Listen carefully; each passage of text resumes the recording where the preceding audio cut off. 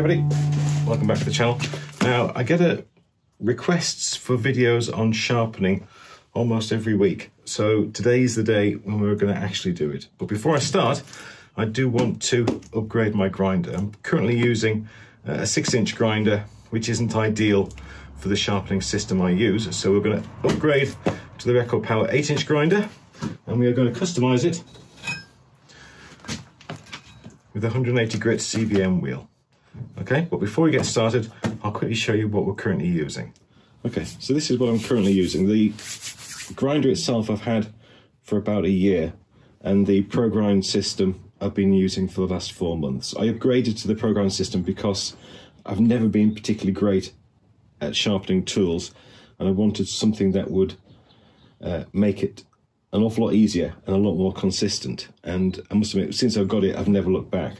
The only problem I have now is that this system is designed to be used with an 8-inch grinder and not a 6-inch. But you know, these things are expensive, so I get them and replace them as and when.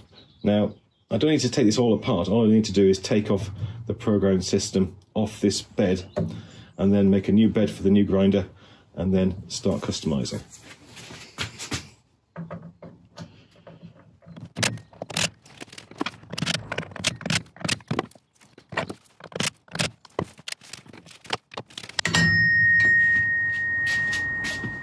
Now this current grinder is on a wooden bed, which helps keep it nice and steady.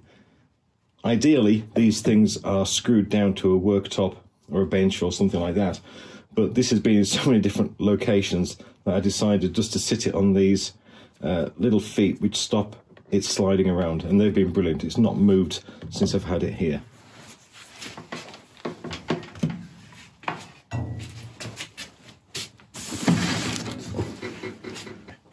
Let's get this out and start setting it up. Instructions.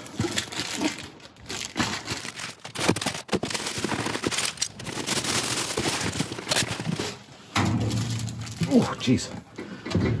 That really is a beast. Okay, before I start altering, I just will need to measure where the two mounting holes are. Because I'm going to be attaching this to another board, I need to be able to drill some holes so I can put bolts through.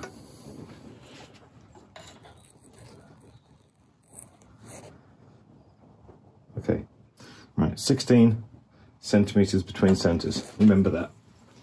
Okay, now this grinder comes with a 40mm, I think it's about 120 grit stone, and a lot coarser one on this side. This is the one we're going to replace for the CBN.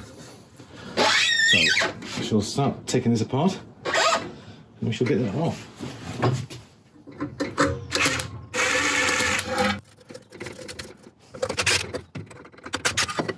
Okay, to help stop this wheel from turning while I'm unscrewing this bolt, I'm just going to put some more grips on there, tighten it up, and that'll stop it rotating. Now, if I remember correctly, these bolts turn, yes, all right, in the opposite way that you'd normally expect. So rather than righty-tighty, it's righty-loosey.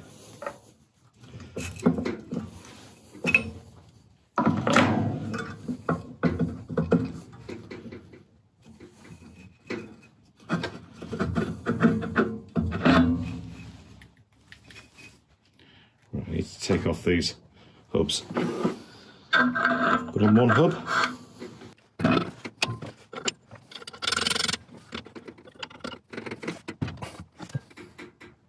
Simple as that. Right, put the cover back on.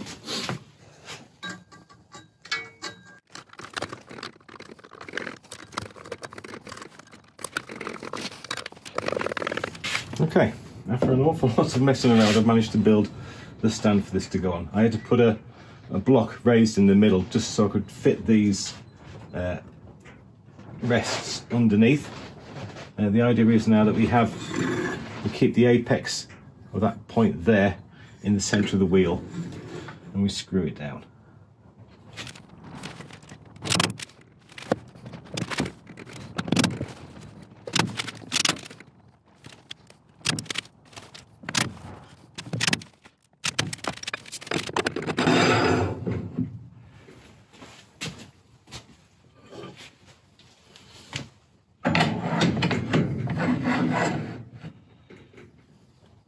That's it. Okay, we've fine-tuned that one, so that's now sits beautifully between the 40mm stone. The last thing to do is just to lift it up, sit it on these guys so it doesn't start moving around, and then we can sharpen something.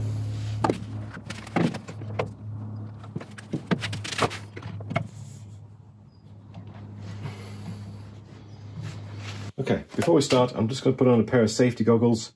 You should always protect your eyes, especially when grinding. Okay, I mentioned at the start that I bought this ProGrind system purely because of its repeatability. The most important thing to me is to make sure that every time I come back to the grinder to quickly grind up a bowl gouge or something like that, that I reproduce the exact angle that it already had. And their philosophy with this is to try and cut down anything that can cause a variable. So let's, for instance, take the standard grind which I have on my bowl gouges.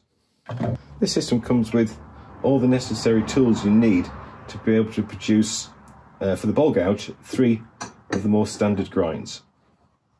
On these 2 gauges here, we have the settings that we're going to need.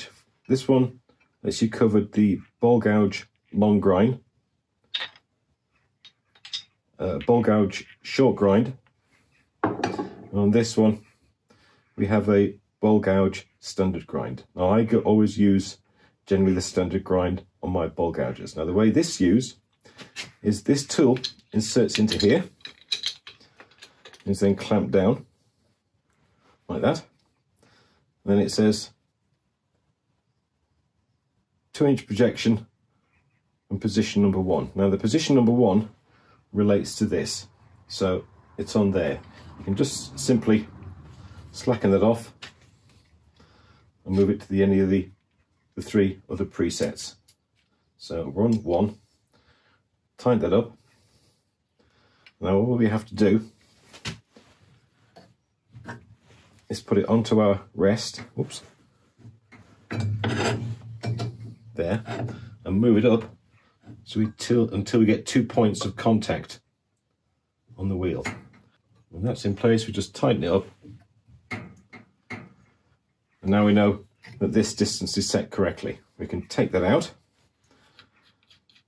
and replace it with our bowl gouge. Now it says 2-inch projection.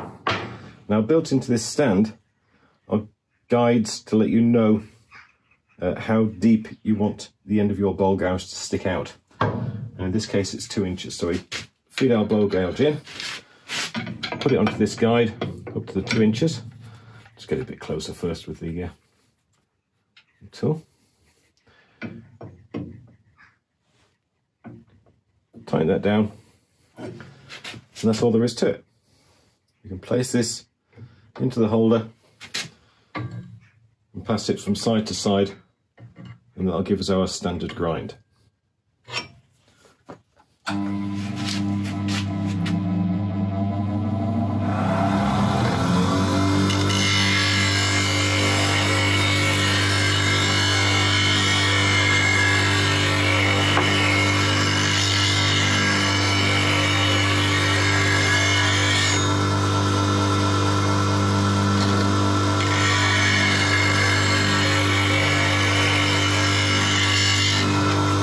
That's that.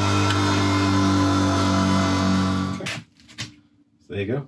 As you can see, we've got a beautiful standard grind on our bowl gouge. Now, as you're working, it's purely a case of you need to sharpen. You pick up the gauge, sorry, pick up the rest, set it to 2 inches, tighten it, turn it on, sharpen, turn it off, take this off. So that's it. It literally takes seconds to sharpen the gouge. And when you're sharpening up to 10 times in a turning session, possibly more, then that time saved is certainly worthwhile. Okay, this is an older bowl gouge which I don't use very much, but it's got a long grind on it, or a fingernail grind, also known as an Ellsworth grind. So we'll just quickly set up to sharpen this.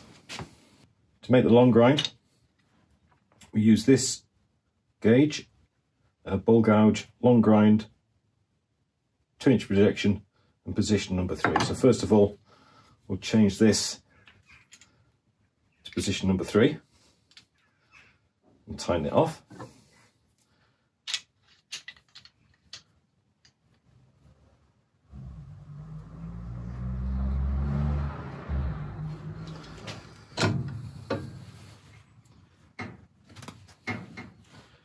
Adjust it so we've got 2 points of contact.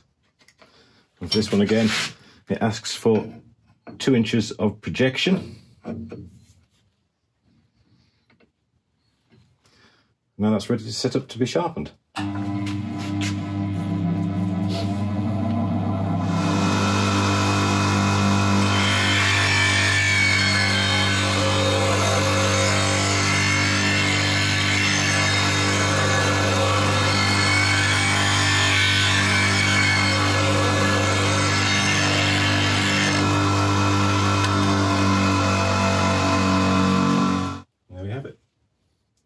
Nicely sharpened Ellsworth grind. Okay, now a few people like to take off the back of the bevel to allow for slightly steeper cuts. So we'll quickly do that now. In the kit it comes with this little plate that can be sat at the back of the tool rest, and that allows for different heights to be set. So we've got 1/2 inch, 5/8, 3/4 and 1 inch. So I think initially we'll try 5/8.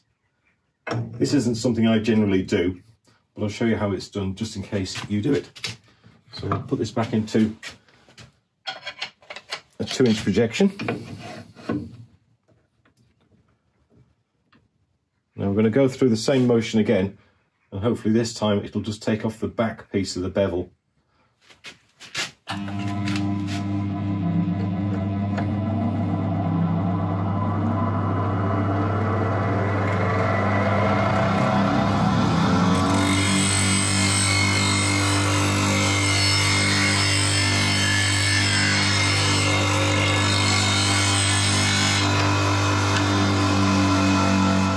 There you go. You can just see it's just taken off that back angle.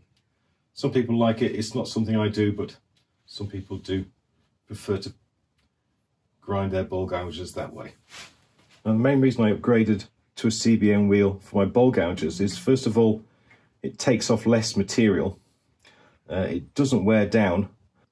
And also with HSS steel gouges, it doesn't get them too hot. So you can turn and regrind without having to constantly cool down the tip of your gouge. We're going to move on now to the whitestone. Now this is a slightly different kettle of fish. It will get your tools a little bit hotter, so it's always handy to have a bucket of water around to keep the tips nice and cool as you're sharpening. Okay, so I use this tool holder and these gauges for my spindle gouges and all my bowl gouges. Now when it comes to skews and scrapers, I'm going to be using this side.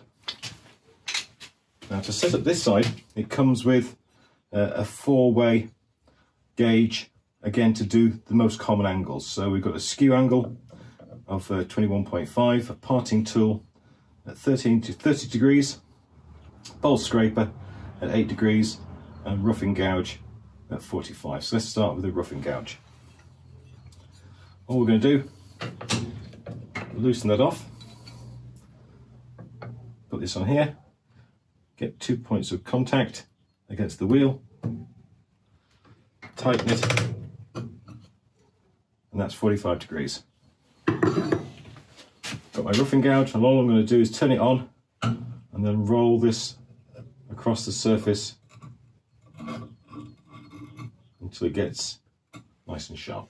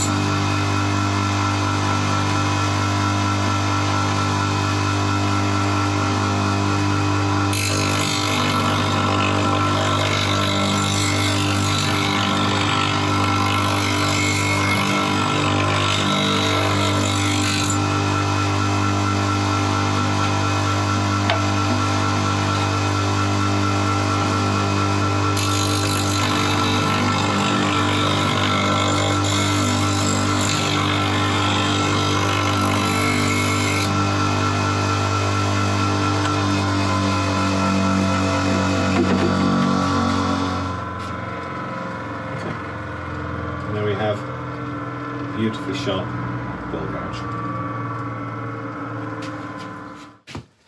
Okay, so now we're going to move on to the bowl scraper. This is done at an 8-degree angle, so that's the one we're going to be using. Slacken this off, get 2 points of contact.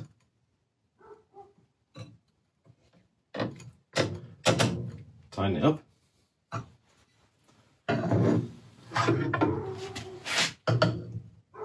That'll give us the perfect angle to create a nice burr on this edge.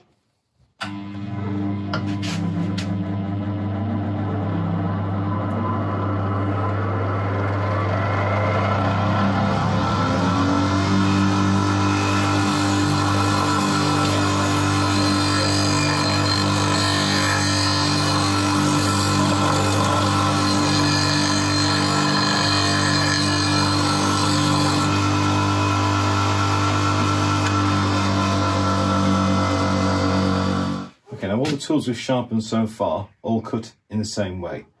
When we're sharpening, it puts a small burr on the inside of the tip, and it's that scrapes away the wood, that turns away the wood. Okay, so now that brings us to the skew. Now the skew is slightly different. Instead of scraping with a burr, the skew slices like a normal chisel. So we're going to get this as sharp as we can. First process is to grind it as before. So where is it? Skew, 21.5 degrees. Slacken that off. 2 points of contact.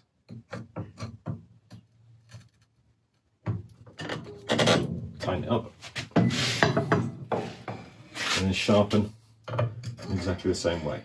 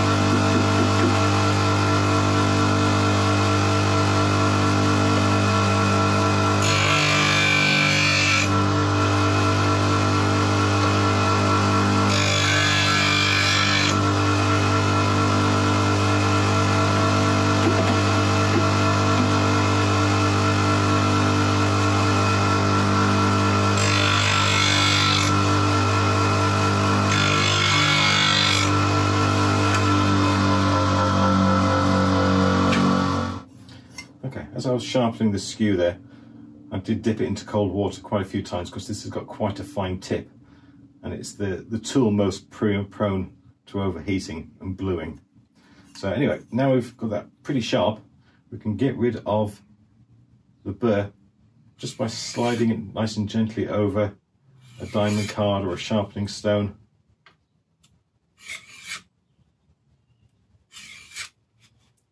Three or four times each side.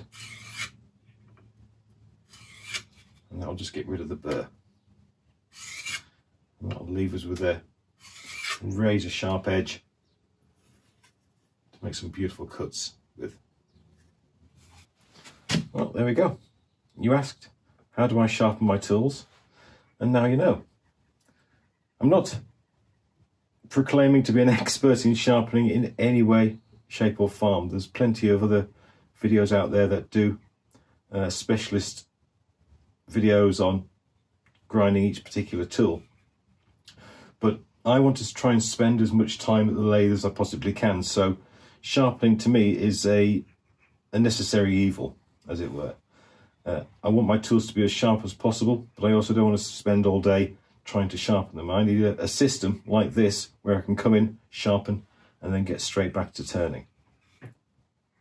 In terms of maintenance, the CBN wheel takes virtually no maintenance at all.